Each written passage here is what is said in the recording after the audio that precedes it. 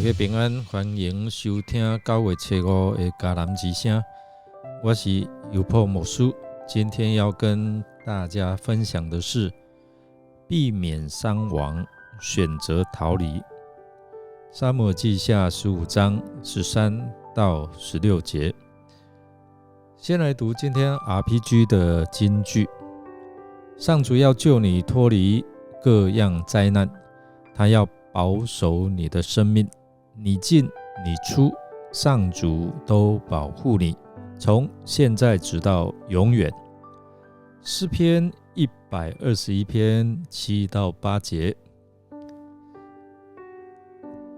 在困境当中，很容易放大难处，看不见隐藏的恩典。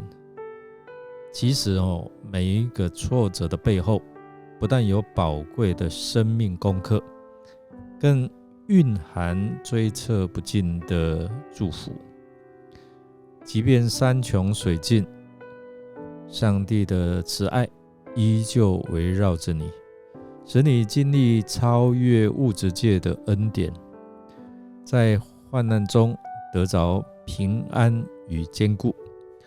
如果你看似诸事不顺，只要坚信上帝不变的应许与同在，他就能带你走出黑暗，翻转最恶劣的局势，引领你到宽阔之地。大卫的人生不就是这样吗？大卫虽然再次逃亡，但他知道一切都在上帝的手中。如果他在上帝眼前蒙恩，相信就可以再度回到会幕来敬拜上帝。当面对困难的时候，如果依靠神引导我们在生活中做出正确的决定，我们就可以看见这样的一个困境背后的祝福。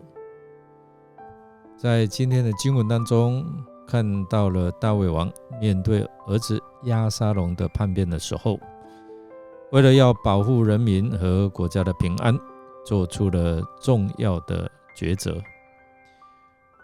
第一个，我们来看到叛变的威胁。押沙龙成功获得人民的支持，并在希伯伦宣布自己为王。那大卫知道押沙龙的叛变，第一个想法就是放弃耶路撒冷，避免上帝的百姓死于内战。他是管理耶和华民以色列的君王，他知道神才是以色列真正的王，使他登上宝座的是这位上帝，使他国位坚立的也是他。既然神应许使他的国位必坚定直到永远，那这位上帝自己会负责成就，不必人凭着血气去争夺。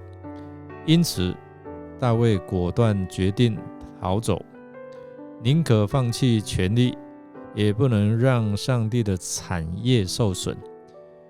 由此可见，大卫确实是一位爱民的好君王，不枉民众当中有多人在他大难临头时仍忠心耿耿的跟随。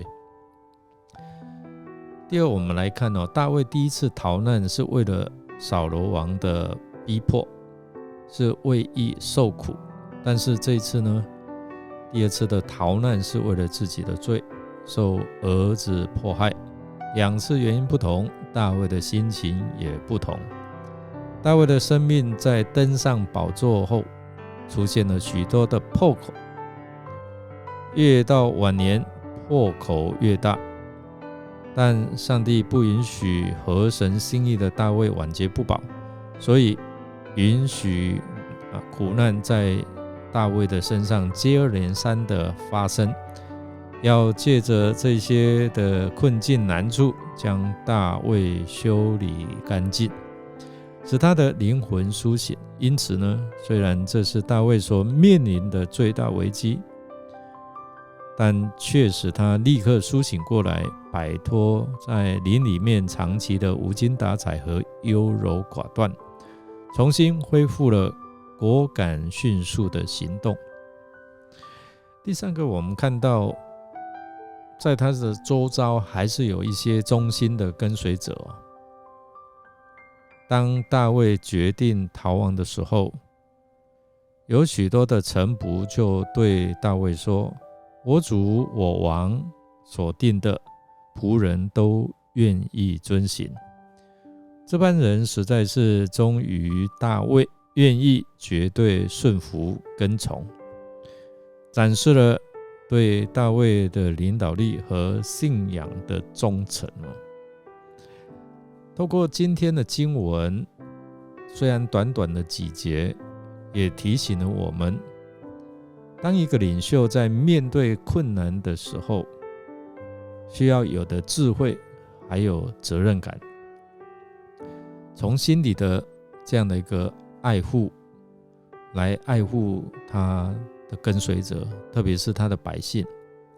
所以我们看到大卫王的选择是为了免于无辜的百姓受到杀害，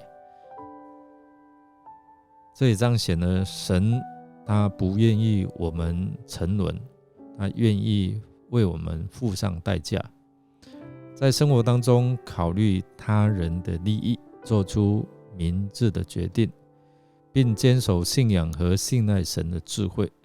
我们从大卫的生命当中看到这一些的值得学习的。同时呢，我们也从这些愿意跟随大卫的臣仆，不会因为大难临头各自飞。这些跟随的臣仆，他们忠诚，他们的勇气也值得我们效法。我们愿意来学像那些愿意跟随大卫的这些的臣仆一样，站在真理和公义的一边，成为保护和建立这个次序或者是真理的力量，对神和他人展现忠诚的心志。我们来思想押沙龙的叛变，使大卫在人生中经历第二次的逃亡。然而大卫为了什么原因而决定逃离耶路撒冷呢？让我们一起来祷告。亲爱的天父，感谢你用慈爱的双手保护着我们，在我们陷入人生的困境和最艰难的时刻，你都保护安慰着我们。亲爱的主啊，我们要寻求你的安慰和指引，求你鼓励我们在患难当中依然对你的信心坚定不移，让我们不轻言放弃。求你赐下能力和盼望，让我们能够在逆境当中看见盼望的未来。就如同大卫他在困境当中如何仰望你，求你让我们的信心不因这些的困难而动摇。